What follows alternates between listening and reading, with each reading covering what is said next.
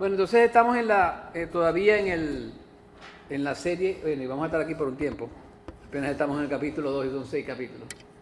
Y yo les dije que me iba a tomar mi tiempo, porque nadie me está apurando. Estamos en los versículos hoy del 8 al 9. Y la palabra de Dios dice así: porque por gracia habéis sido salvados por medio de la fe, y eso no de vosotros, sino que es don de Dios. No por obras, para que nadie se gloríe, porque somos hechura suya, creados en Cristo Jesús para hacer buenas obras, las cuales Dios preparó de antemano para que anduviéramos en ellas. Vamos a orar. Padre Celestial, en el nombre de tu Hijo Jesucristo, Señor, te pido que el poder de tu Espíritu Santo se apodere de mí en esta mañana, Señor, y que me permita predicar esta palabra, Señor, que tú me has dado.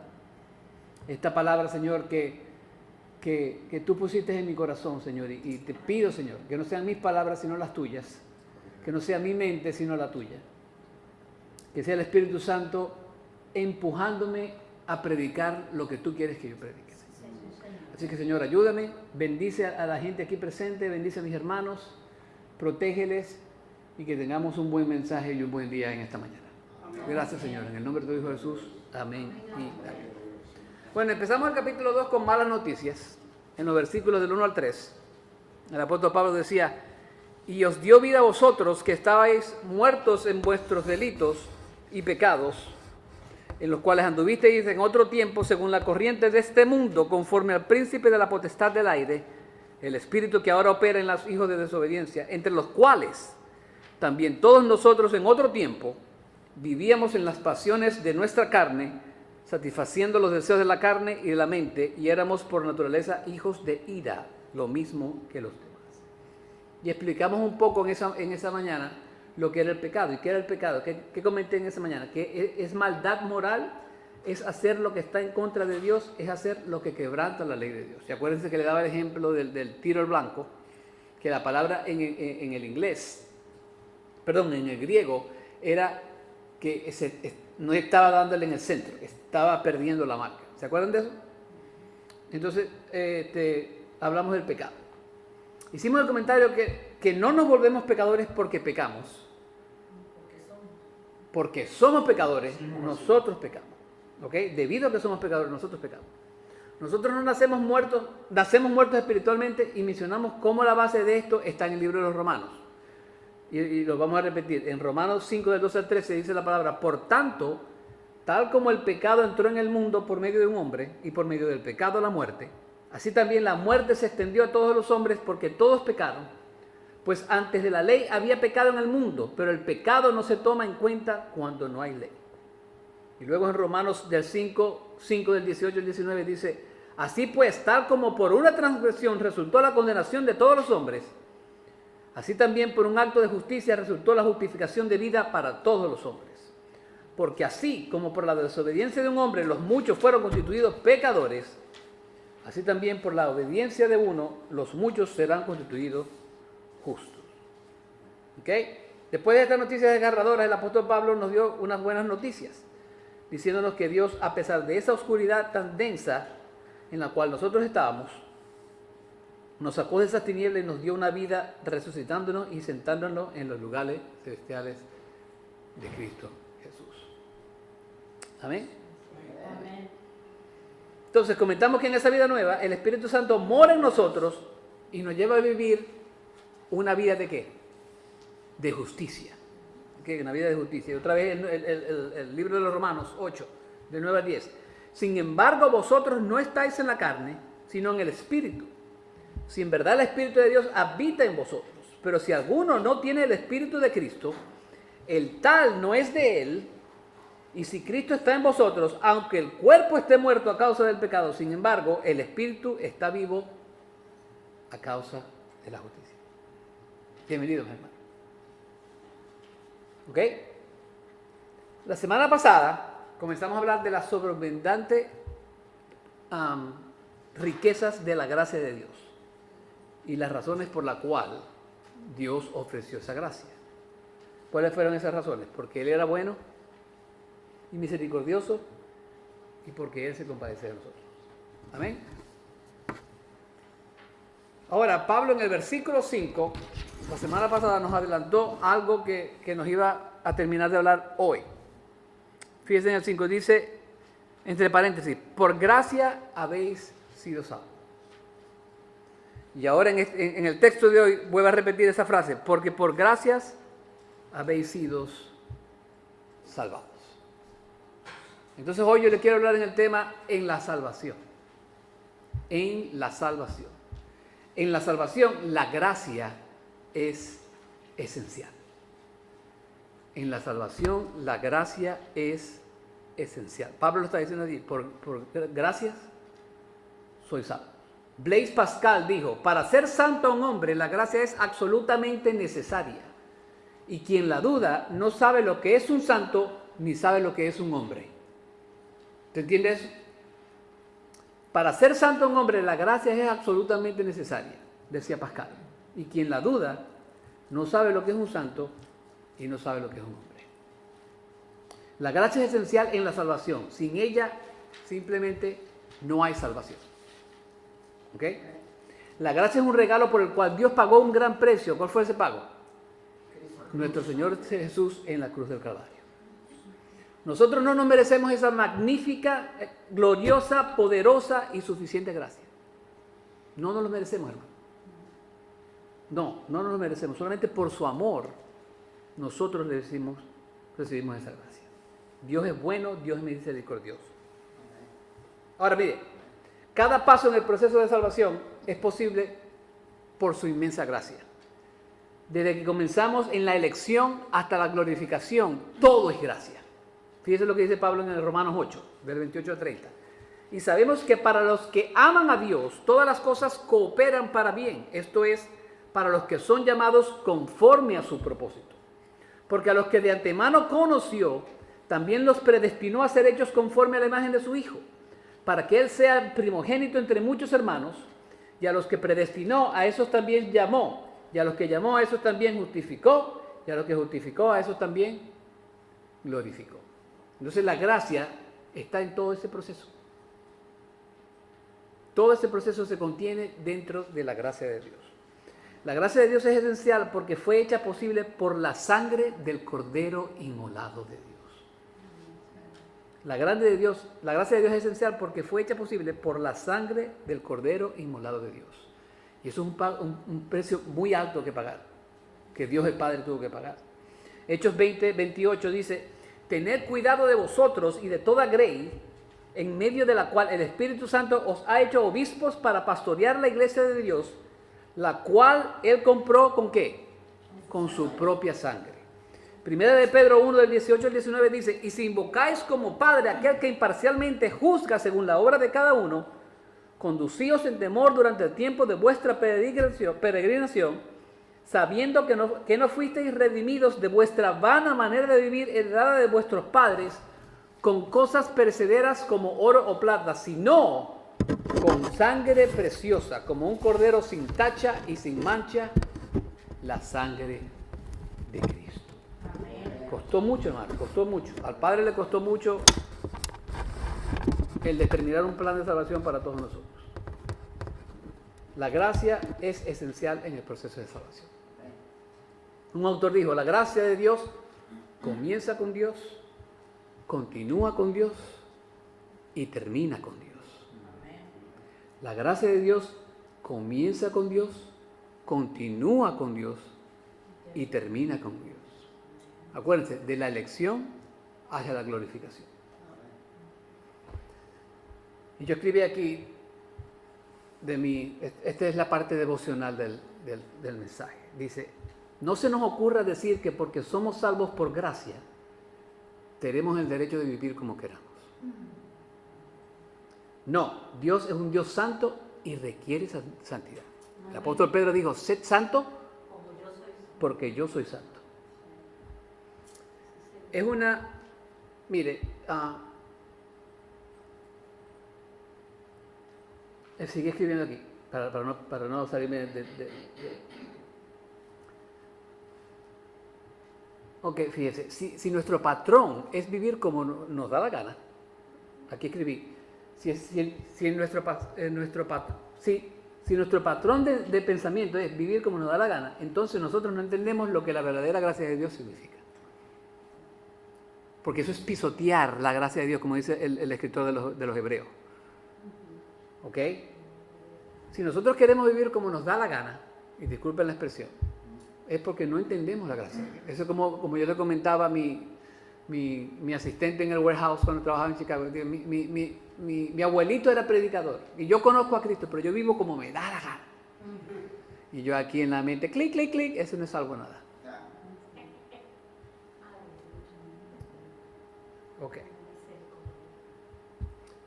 Dios no nos salvó para que viviéramos una vida a nuestro modo. Él nos salvó para que le amáramos y obedeciéramos, como dice más adelante Pablo, porque Él preparó obras de antemano para que anduviésemos en ellas. ¿Y Dios preparó obras malas? No. Él preparó obras buenas. Mire, y ahí el sentido es de vivir una vida con Dios, un estilo de vida. Pero yo también creo que significa que son obras específicas que Él determinó antes de la fundación del mundo para todos nosotros. Porque cada uno de nosotros tiene un camino establecido por Dios, distinto. Porque no todos somos predicadores, no todos somos pintores, no todos somos doctores. ¿Me explico? Él preparó esas obras de antemano para que anduviésemos en ellas. Lo segundo que pasa en la salvación es que se requiere una respuesta humana. Se requiere una respuesta humana. Y aquí nos vamos a poner un poquito filosófico. El concepto de fe puede ser un desafío para muchos. ¿Sí o no? Sin embargo, la fe cristiana no es una fe ciega o irracional. Es una confianza fundada en el testimonio histórico de la resurrección de Cristo y la revelación de Dios en las Escrituras. Mire, ayer estaba viendo en el YouTube, buscando cosas para poner mejor el mensaje, y conseguí a un señor debatiendo, a un pastor cristiano, debatiendo con un alto intelectual, un estudiante de no me acuerdo qué universidad era. Hermano, y el estudiante y era de buena gana, pero no era gritándose ni nada por el estilo. Pero el pastor le dio una respuesta increíble, que eran filosóficas más bien. Pero porque estaban hablando de la existencia de Dios. Y el tema no terminó el muchacho, porque el video yo creo que sigue más adelante, pero lo cortaron. No sé si se convirtió o no, pero el pastor le dio una, ¿cómo se llama? Explicación. ¡Wow! Increíble. Yo creo que las voy a traducir, porque estaban en inglés, y las voy a, para que porque acuérdense, más adelante vamos a ver eso.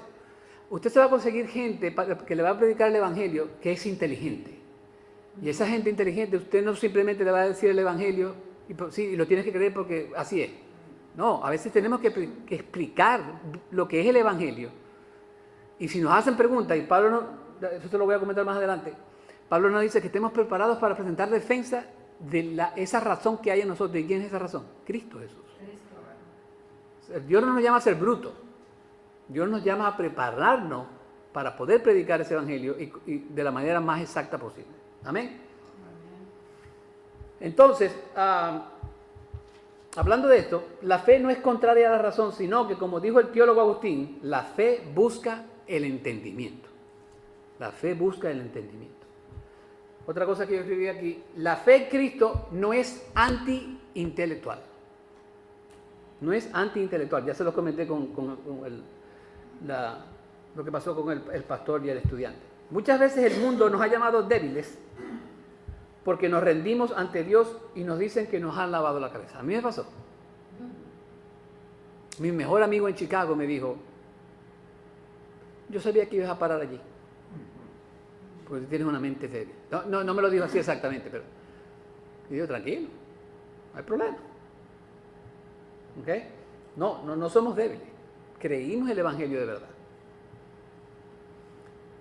Sin embargo, el cristianismo ofrece respuesta a las grandes preguntas de la vida, y por eso es que el cristianismo no es para brutos y no es de brutos. ¿Por qué? Porque la misma palabra puede darle respuesta a ustedes de quiénes somos nosotros.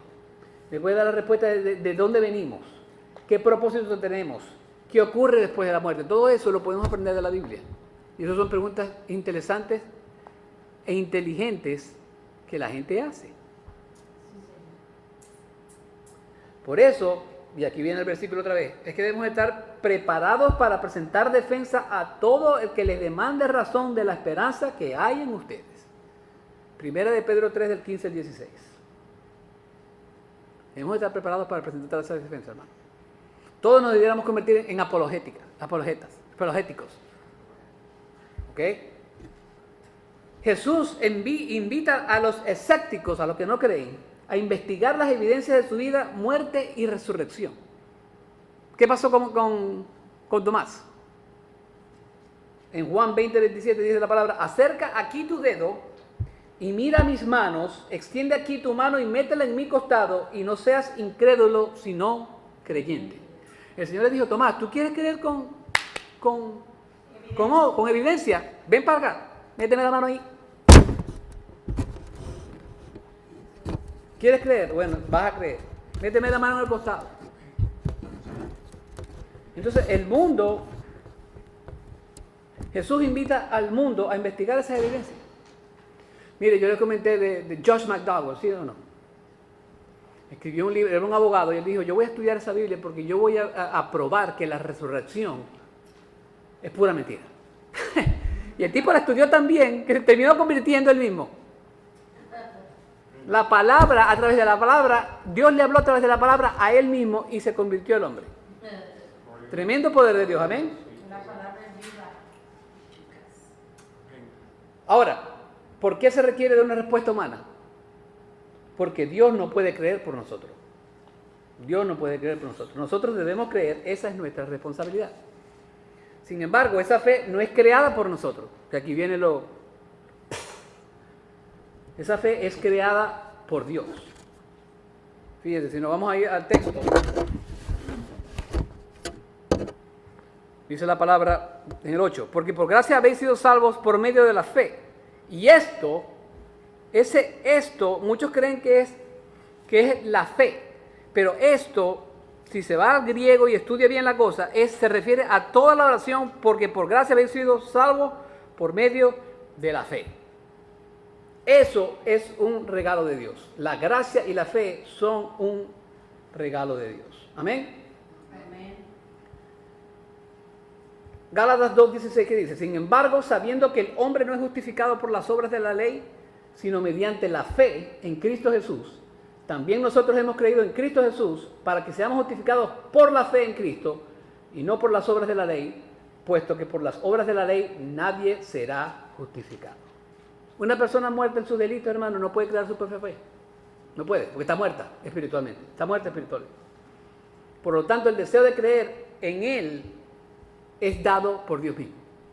Filipenses 1:29, porque a ustedes se les ha concedido por amor de Cristo no solo creer en Él, fe, sino también sufrir por Él. ¿Usted entiende eso? Esa fe fue dada por Dios.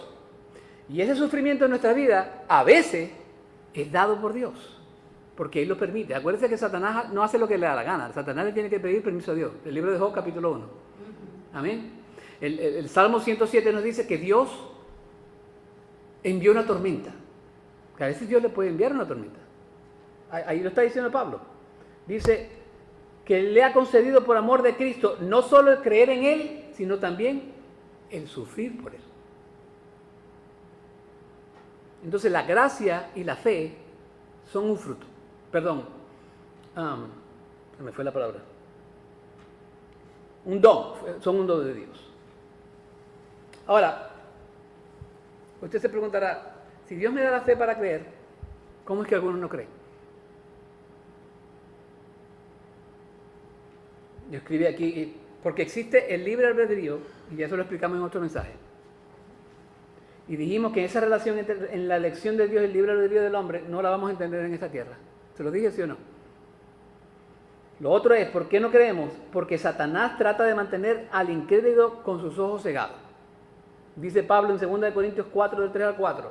Y si todavía nuestro evangelio está velado, para los que se pierden está velado, en los cuales el Dios de este mundo ha cegado el entendimiento de los incrédulos, para que no vean el resplandor del evangelio de la gloria de Cristo, que es la imagen de Dios. Satanás es un cegador. Él está cegándole los ojos a todo el mundo. Amén. ¿Y el trabajo de nosotros qué es? Predicar el Evangelio para que ese cegamiento se saque de él, del hombre inconverso. No es que nosotros lo vamos a salvar, Dios lo va a salvar con nuestra predicación. El Espíritu Santo lo va a salvar. Entonces, en la salvación se requiere una respuesta humana. Ejemplos. El carcelero de Filipo le preguntó a Pablo y a Silas, ¿qué debo hacer para ser salvo? Responsabilidad humana. El ladrón en la cruz le dijo a Jesús, acuérdate de mí cuando estés en el paraíso. Responsabilidad humana. Entonces, en la salvación, la gracia es esencial, pero también se requiere una respuesta del hombre, una respuesta humana. Amén. Eso no significa que la salvación dependa de nosotros, no, pero requiere de que creamos en ese Dios, porque Dios no va a creer por nosotros.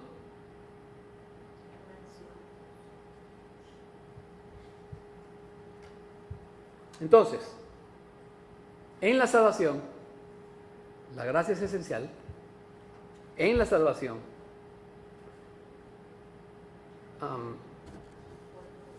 se me fue la mente. Se requiere una respuesta. Y en la salvación, las obras no tienen valor. ¿Usted me escuchó eso? En la salvación, las obras no tienen valor. Fíjese ahí a partir del 8. Dice, y esto no de vosotros, sino que es don de Dios. Esto no de vosotros, sino que es don de Dios. No por obras para que nadie se gloríe.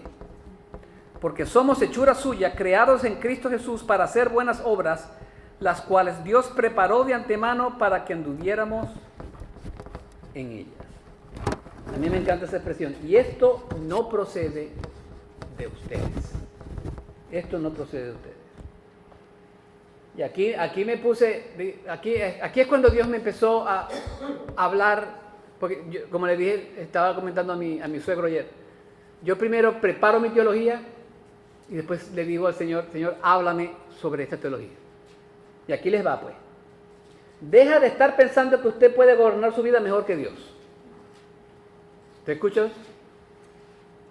Usted no puede controlar su vida o hacer su vida mejor que Dios. No puede. Porque Él es el hacedor.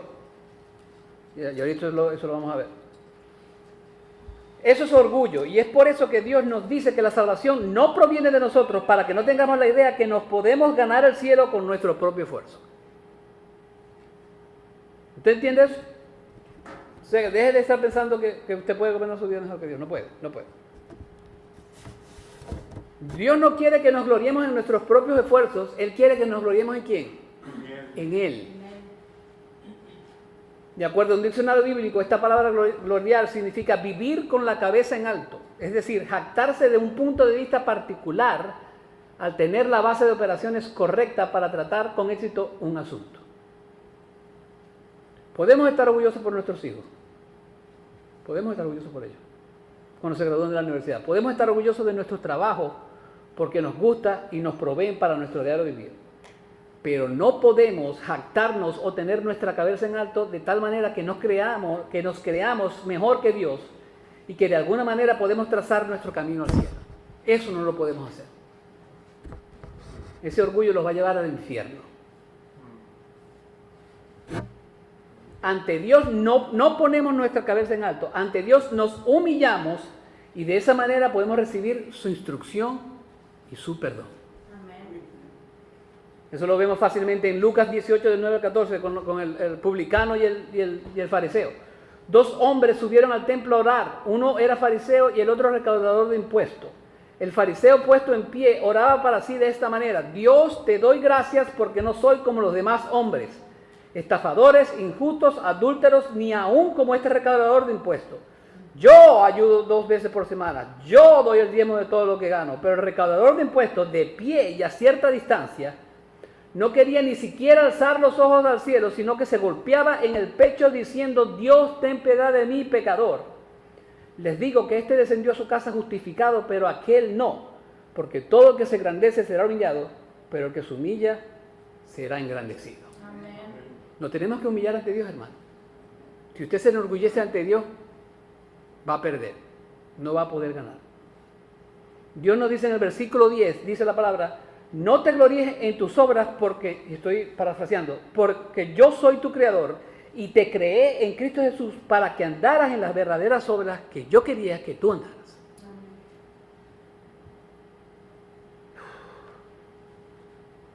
Estas son las obras en las que te debes enfocar, mi hermano. No en las obras que tú crees que te van a llevar al cielo. Son en las obras que Él preparó para ti desde antes de la fundación del mundo. Nosotros no arreglamos nuestra vida y después venimos a Dios. No. Nosotros venimos a Dios y luego Dios arregla nuestras vidas de tal manera, de acuerdo a su voluntad y propósito perfecto. ¿Cuántas veces han escuchado a gente que hace eso? No, déjame arreglar mi vida y después me vengo a Dios. No. Vente a Dios y Dios te va a arreglar la vida. ¿Va a ser tu vida color de rosa? No, eso no lo promete Dios. Pero Él te la va a arreglar a su gusto, no al suyo. Nuestras vidas, me estoy adelantando aquí. Miren, esa palabra hechura es la palabra en el griego poema. ¿No le parece eso maravilloso? Nosotros somos un poema ambulante. Yo escribí aquí, nuestras vidas, gústelo o no, han sido escritas por Dios para que nosotros las caminemos confiando que el mismísimo dedo de Dios las escribió y ejecutó su soberanía sobre ellas.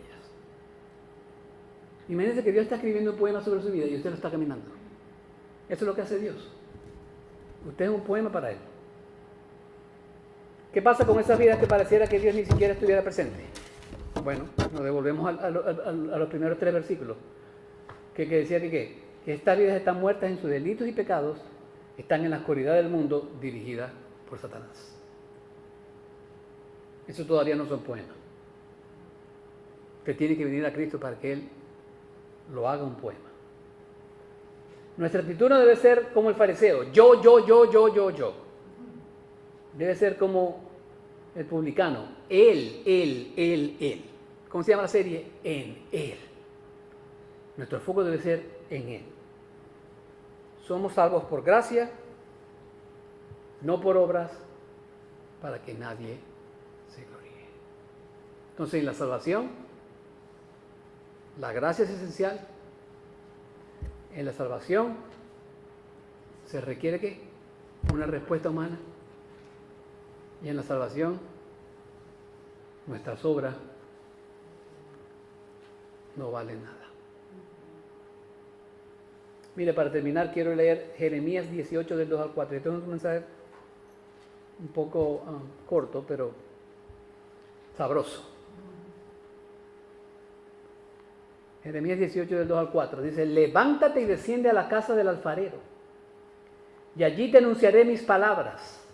Entonces descendí a la casa del alfarero, y allí estaba él haciendo un trabajo sobre las ruedas. Y la vasija de barro que estaba haciendo se echó a perder en la mano del alfarero, así que volvió a hacer de ella otra vasija, según le pareció mejor al alfarero hacerla. Fíjense esa expresión, según le pareció mejor al alfarero hacerla. Lo que al alfarero le parece mejor, eso es lo que va a hacer. Amén. Lo que a Dios le parece mejor, eso es lo que Él va a hacer. Nuestras obras no tienen valor en nuestra salvación, pero sus obras en nuestras vidas tienen un valor inmenso. No somos salvos por obras, pero Dios nos salva para buenas obras. ¿Entienden eso? No somos salvos por obras, somos salvos para buenas obras. Por eso es que yo digo que para mí es difícil entender que un cristiano no tenga fruto. Porque por sus frutos los conoceréis. Me es difícil, hermano. Me es difícil. Es difícil. Dios es un alfarero extremadamente habilidoso y moldea nuestras vidas con una exactitud perfecta.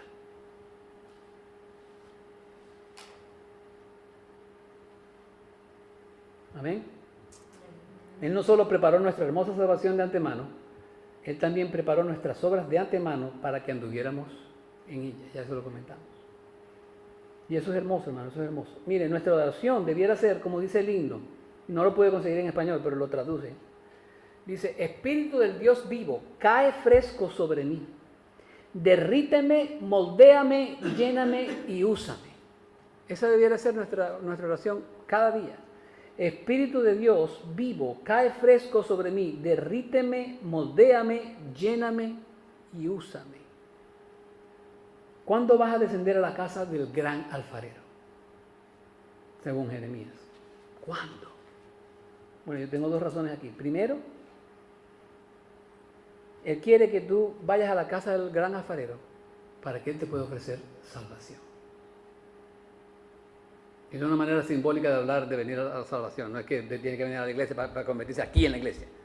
Se puede convertir en donde sea.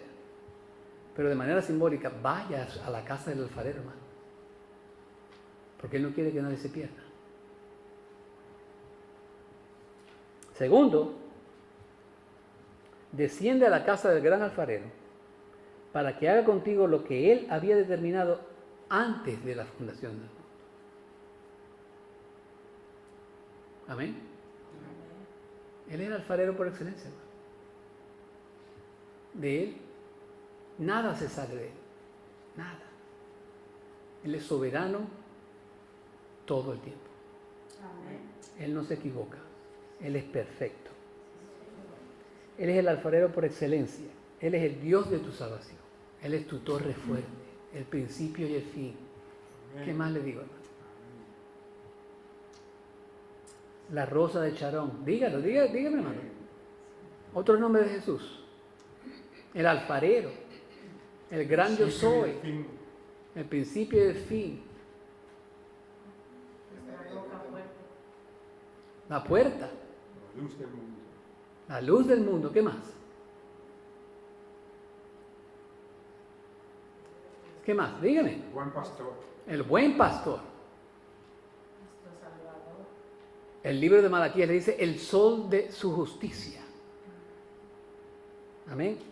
Pero aquí, y con esto terminamos, es el que más me gusta. Que hasta me pone a llorar. Él es el Dios de toda gracia. Amén. Él es el Dios de toda gracia. Amén. Y qué mejor terminar esta sección que con el Dios de toda gracia. La multiforme, la multicolor, la gracia de Dios es esencial. Y de eso no nos podemos escapar. Vamos a orar. Padre Celestial, en el nombre de tu Hijo Jesús te doy las gracias, Señor, por tu palabra. De nuevo, Señor, te doy las gracias por tu gracia. Porque es esencial para la salvación, Señor. Y porque tú, como el Dios de toda gracia, Señor, nos provees de esa gracia para salvarnos y también para ayudarnos a vivir, Señor. Porque aunque seamos débiles, Señor, tu gracia nos hace fuertes. Gracias, Señor, por este domingo. Gracias, Señor, por estas hermosas personas aquí presentes. Y gracias, Señor, por tu gracia multicolor, tu gracia hermosa, tu gracia maravillosa, tu gracia que todo lo puede. Tú eres el Dios de gracia, el Dios de toda gracia. En el nombre de tu Hijo Jesús. Amén.